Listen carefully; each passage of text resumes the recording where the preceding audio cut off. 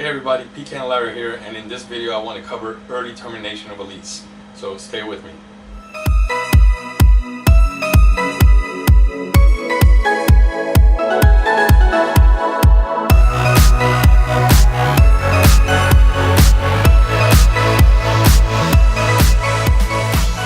Every once in a while we're going to get a tenant that wants to break a lease.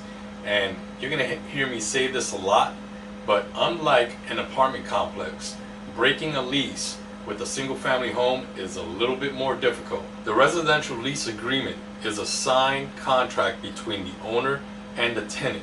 This is a legal binding contract, and even though it may be signed by the property management company, it is still between the owner of the property and the tenant. Paragraph 28 of the lease agreement covers early termination of a lease. Really, there's only 3 ways of terminating a lease early without any penalties. One of the major ways is the military clause. All service members are allowed to break a lease if they are PCSing or permanent change of station, if they're deploying for more than 90 days, or if they are entering military service. Now, this is for active service members and not civilian employees or civilian contractors. Being that we have a large military community here in San Antonio, many service members move from base to base. Now, a permanent change of assignment is not considered a reason to terminate a lease early. It could only be a permanent change of station. The other 2 areas that may terminate a lease early is for family violence or sexual offenses. These items need to have a written court order stating that the tenant needs to vacate the property. Unfortunately, a police report or documentation from a counselor or social worker is not enough to terminate the lease. As stated before, these are the only 3 areas that can terminate a lease early without any penalties. Sometimes tenants want to break a lease. If they need to break a lease or want to break a lease, they would have to contact their property manager, and we will start looking at the process. One option is to relet the property. This basically means that the management company will place the house back on the market for rent and try to find a new tenant. Once the new tenant signs a new lease, then the current tenant will be released of all obligations. Once again, the lease agreement between the owner and the tenant is a legal binding contract. So in reletting the property, there are steps that need to be followed appropriately and documented and signed by all parties. If a tenant wants to proceed with reletting the property manager will contact the property owner and get their approval.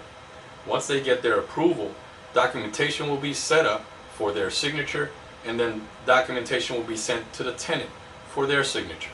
The way reletting normally works is that the tenant will pay a reletting fee up front. Once they pay this reletting fee, the property will be placed on the market for rent. We will try to find a tenant to replace that current tenant and get them out of the obligation of the lease. Now, the tenant is still responsible for paying the rent, maintaining the property, keeping utilities on the property, everything within the lease until a new tenant is found. This means that if the property is placed on the market and it takes 3 months to find a new tenant, the current tenant is still obligated to pay rent each month until a new tenant is found. The tenant is also required to pay all costs that the owner would have paid during a regular leasing process. This means that the tenant would have to pay for the rekeying of the property.